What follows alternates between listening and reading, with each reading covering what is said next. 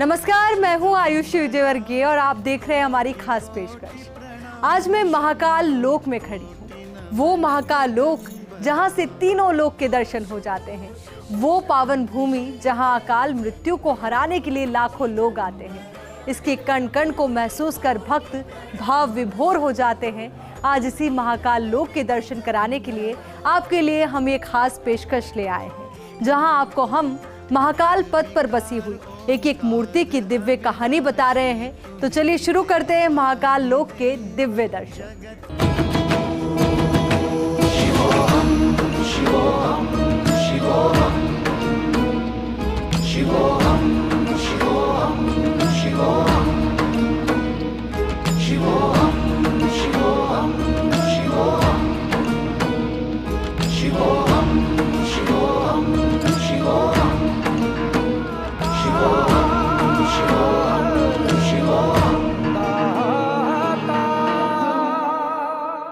आकाश में तारक, पाताल में हाटकेश्वर लिंग और भूलोक पर महाकालेश्वर को नमस्कार है। आज महाकाल लोक के उद्घाटन पर उज्जैन आस्था के रंग में रंगा हुआ है, जहां की आबो हवा में शिव की गूंज सुनाई दे रही है। महाकाल मंदिर और पूरे महाकाल लोक को फूलों से सजाया गया है। प्रधानमंत्री नरेंद्र मोदी तो मानो शिवमय हो गए हैं। तो चलिए दिखाते हैं महाकाल के दरबार में पीएम मोदी की भक्ति को।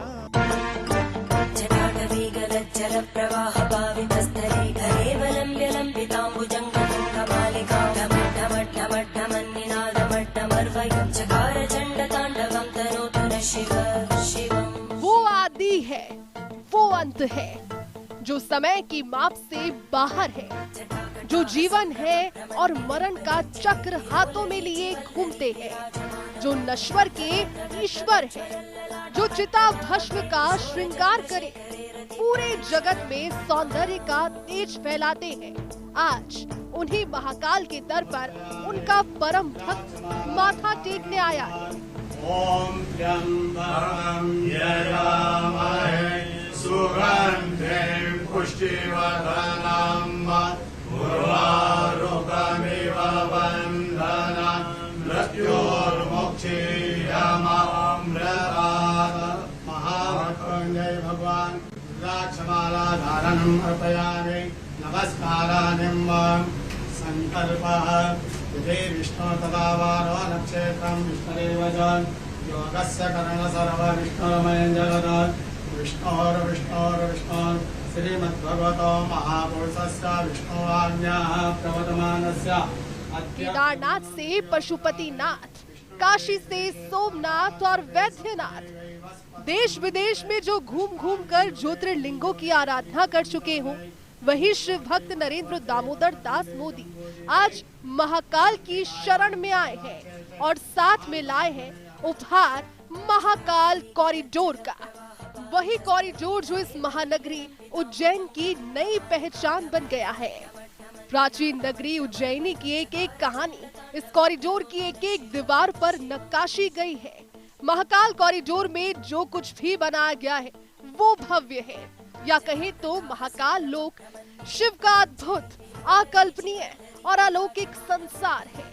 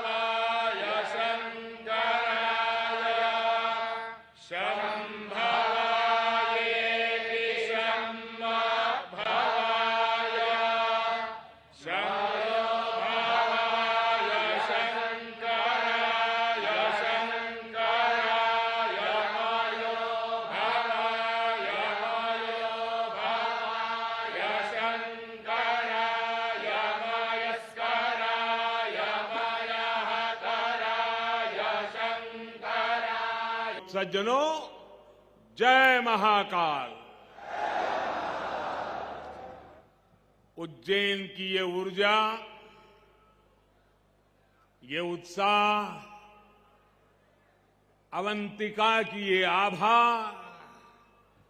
ये अद्भुतता, ये आनंद, महाकाल की ये महिमा, ये महात्मय, महाकाल लोक में लौकिक कुछ भी नहीं है। शंकर के सानिध्य में साधारण कुछ भी नहीं है। सब कुछ अलौकिक है, असाधारण है, अविस्मरणीय है, अविश्वसनीय है। मैं आज महसूस कर रहा हूं, हमारी तपस्या और आस्था से जब महाकाल प्रसन्न होते हैं तो उनके आशीर्वाद से ऐसे ही भव्य स्वरूप का निर्माण होता है। और महाकाल का आशीर्वाद जब मिलता है तो काल की रेखाएं मिट जाती है, समय की सीमाएं सिमट जाती है और अनंत के अवसर प्रस्फुटित हो जाते हैं। अंत से अनंत यात्रा आरंभ हो जाती है। महाकाल लोक की ये भव्यता भी समय की सीमाओं से परे आने वाली कई पीढ़ियों को अलौकिक दिव्यता के दर्शन कराएगी। भारत की सांस्कृतिक और आध्यात्मिक चेतना को ऊर्जा देगी। मैं इस अद्भुत अवसर पर राजाधिराज महाकाल के चरणों में शत शत नमन करता हूं। दिव्यता, भव्यता और आध्यात्मिकता के संगम ने 4 साल की मेहनत के बाद आकार लिया है। इसे बनाने में मोदी की मंशा, शिवराज का संकल्प और विद्वानों का ज्ञान का संगम हुआ है। महाकाल लोक के बनने के बाद एकमात्र ऐसा मंदिर बन गया जहां श्रद्धालु दर्शन के साथ शिव से जुड़ी हर कहानी जान सकते हैं। महाकाल लोक के म्यूरल्स पर कथाएं उकेरने के लिए कई शास्त्र खंगाले गए हैं। 384 मीटर लंबे म्यूरल्स वॉल पर शिव की 25 कथाओं को प्रदर्शित किया गया है। शिव पुराण, श्रीमद् भागवत, देवी भागवत और अन्य ग्रंथों से ली गई इन कथाओं का विशेष अध्ययन किया गया है। उज्जैन के क्षण क्षण में, पल पल में इतिहास सिमटा हुआ है। कण कण में आध्यात्म समाया हुआ है और कोने कोने में ईश्वरीय ऊर्जा संचारित हो रही है। यहां काल चक्र का 84 कल्पों का प्रतिनिधित्व करते 84 शिवलिंग है। यहां 4 महावीर है, 6 विनायक है, 8 भैरव है, 8 मातृकाएं हैं, 9 ग्रह है, 10 विष्णु है, 11 रुद्र है, 12 आदित्य है, 24 देवियां है और 88 तीर्थ है। और इन सबके केंद्र में राजाधिराज, कालाधिराज महाकाल विराजमान है। यानी एक तरह से हमारे पूरे ब्रह्मांड की ऊर्जा को हमारे ऋषियों ने प्रतीक स्वरूप में उज्जैन में स्थापित किया हुआ है। इसलिए उज्जैन ने हजारों वर्षों तक भारत की संपन्नता और समृद्धि का, ज्ञान और गरिमा का, सभ्यता और साहित्य का नेतृत्व किया है। इस नागरी का वास्तु कैसा था, वैभव कैसा था, शिल्प कैसा था, सौंदर्य कैसा था, इसके दर्शन हमें महाकवि कालिदास के मेघदूतम में होते हैं। बाण भट्ट जैसे कवियों के काव्यों में यहाँ की संस्कृति और परंपराओं का चित्रण हमें आज भी मिलता है। यही नहीं, मध्यकाल के लेखकों ने भी यहाँ के स्थापत्य और वास्तुकला का गुणगान किया है। इसी के साथ ही कॉरिडोर को अगले 50 साल की चुनौतियों को ध्यान में रखकर बनाया गया है। सोने की तरह दमकने वाले महाकाल लोक में दर्शन की ऐसी बेहतर व्यवस्था बनाई गई है जो देश के किसी मंदिर में नहीं है।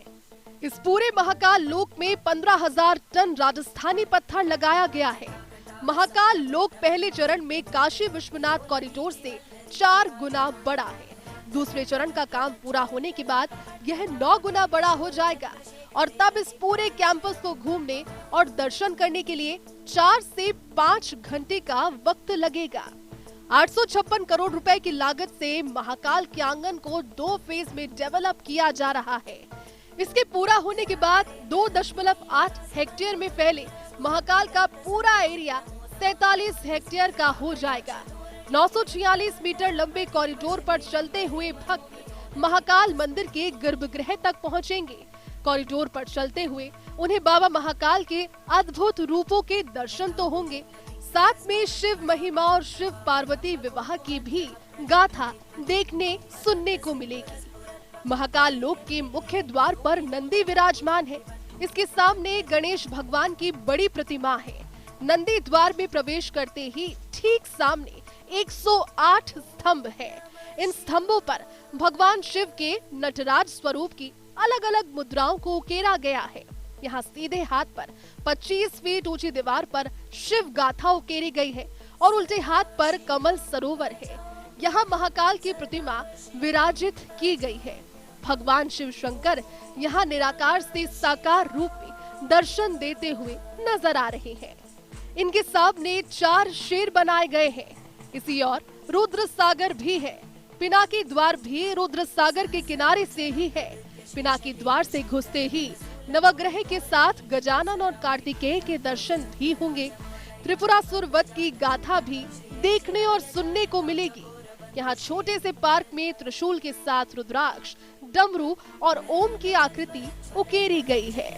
भक्तों को यहाँ नीलकंठ महादेव, सती के शव के साथ शिव, त्रिवेणी प्लाजा पर शिव, शक्ति और श्री कृष्ण की प्रतिमाएं, कैलाश पर शिव, यम संवार, गजासुर संहार, आदि योगी शिव, योगेश्वर अवतार, कैलाश पर रावण की प्रतिमाएं शिव की महिमा का गुणगान करते हुए मिलेंगी। 18 फीट की 8 प्रतिमाएं नटराज, गणेश, कार्तिकेय, दत्तात्रेय अवतार, पंचमुखी हनुमान, चंद्रशेखर महादेव की कहानी, शिव और सती, समुद्र मंथन दृश्य।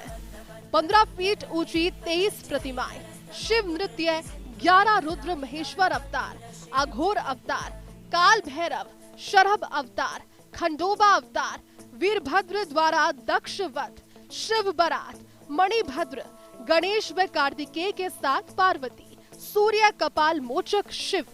11 फीट की 17 प्रतिमाएं, प्रवेश द्वार पर गणेश, अर्धनारीश्वर, अष्ट भैरव, ऋषि भारद्वाज, वशिष्ठ, विश्वामित्र, गौतम, कश्यप और जमदग्नि। 10 फीट की 8 प्रतिमाएं, लेटे हुए गणेश, हनुमान शिव अवतार, सरस्वती, लक्ष्मी, पार्वती, लकुलेश, पार्वती के साथ खेलते हुए गणेश। 9 फीट की 19 प्रतिमाएं, यक्ष, यक्षिणी, सिंह, बटुक भैरव, सती, पार्वती, ऋषि भृंगी, विष्णु, नंदिकेश्वर, शिव भक्त रावण, श्री राम, परशुराम, अर्जुन, सती, ऋषि शुक्राचार्य, शनिदेव और ऋषि दधीची। देश भर के 12 ज्योतिर्लिंगों में उज्जैन का महाकाल मंदिर अकेला दक्षिण मुखी ज्योतिर्लिंग है। मंदिर आज जैसा दिखता है पुराने समय में ऐसा नहीं था। इस मंदिर पर कई बार विदेशी शासकों ने हमला भी किया था। 13वीं सदी में कई राजाओं ने इसका दोबारा निर्माण करवाया था। महाकाल मंदिर पर कब कब हुआ आक्रमण? इतिहास पलटकर देखें तो उज्जैन में 1107 से 1728 ईस्वी तक यवनों का शासन था। इनके शासनकाल में 4500 वर्षों की हिंदुओं की प्राचीन धार्मिक परंपराओं, मान्यताओं को खंडित और नष्ट करने का प्रयास किया गया। 11वीं शताब्दी में गजनी के सेनापति ने मंदिर को नुकसान पहुंचाया था और इसके बाद सन 1234 में दिल्ली के शासक इल्तुतमिश ने महाकाल मंदिर पर हमला कर यहाँ कत्लेआम किया। उसने मंदिर को भी नष्ट किया था। मुस्लिम इतिहासकार ने इसका उल्लेख अपनी किताब में किया है।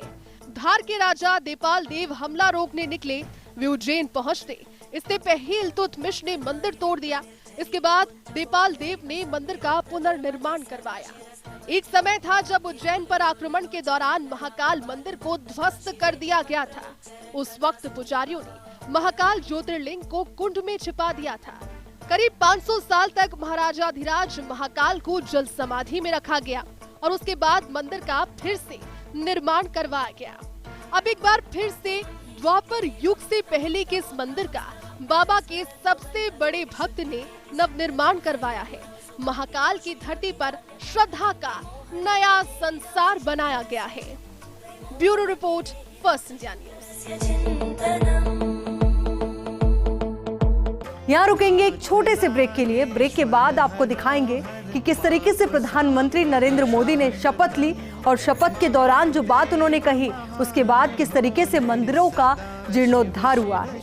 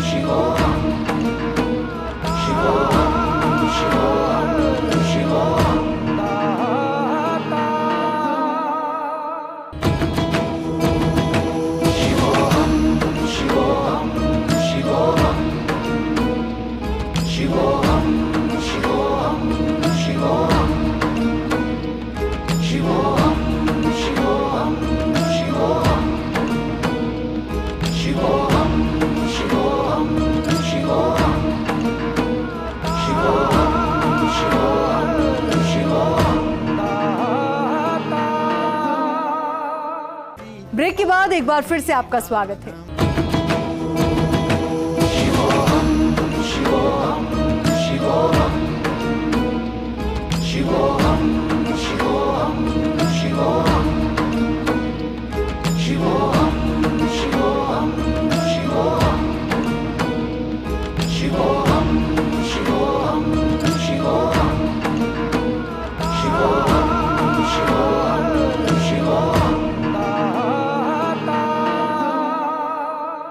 आज दुनिया ने अपने सबसे अद्भुत शहरों में से एक उज्जैन का नमो मॉडल देखा है और महाकाल की नगरी का कायाकल्प करने वाले मोदी मैजिक को महसूस किया है। उज्जैन, महाकाल या उज्जैनी, जो भी नाम लीजिए, शहर वही है लेकिन तासीर एकदम नहीं। महाकाल का महल वही है, बस इसे नई तस्वीर दी गई है।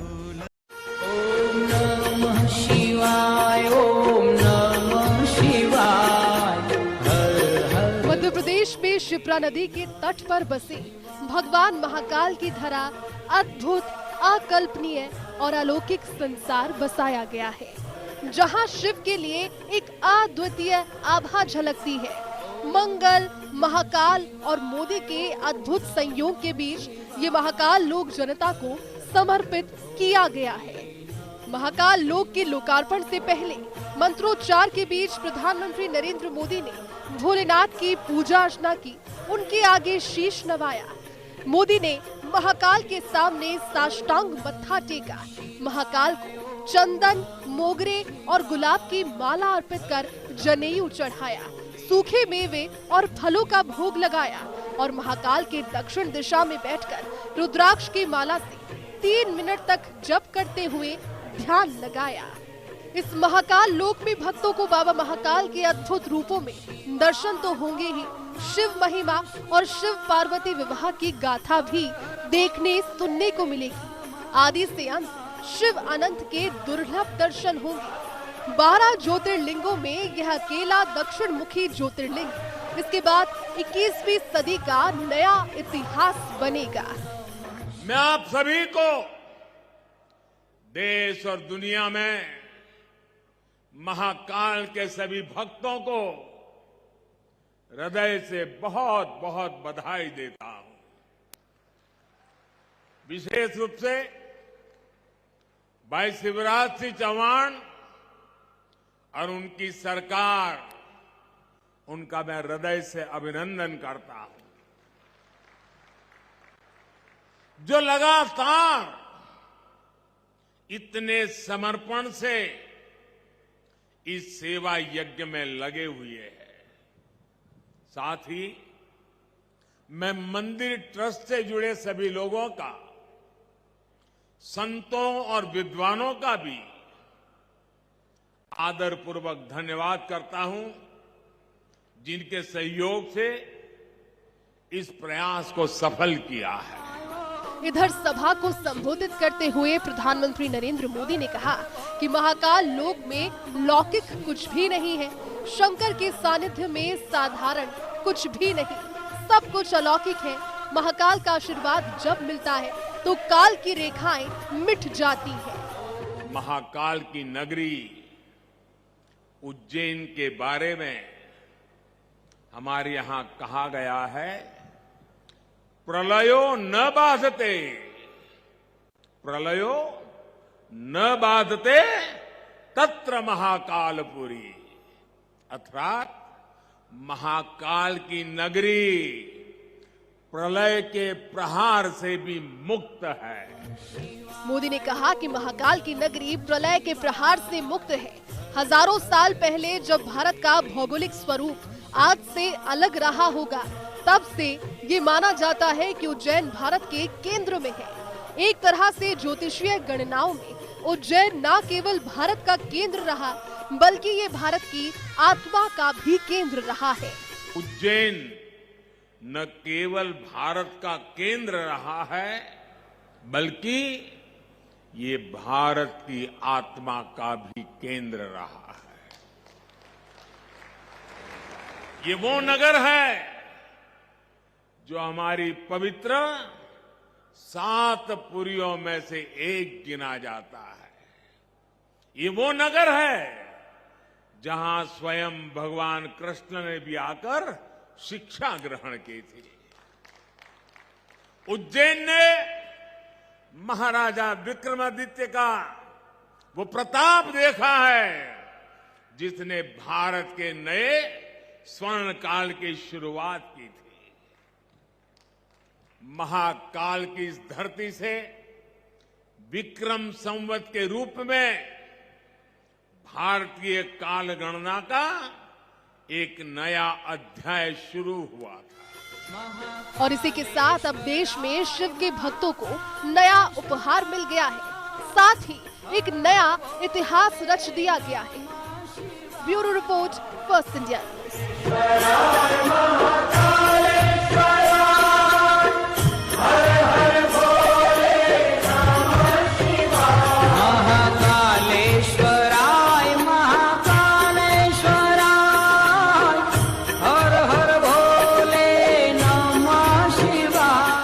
हमारी खास पेशकश में फिलहाल के लिए इतना ही, और खबरों के लिए आप बने रहिए फर्स्ट इंडिया के साथ। नमस्कार।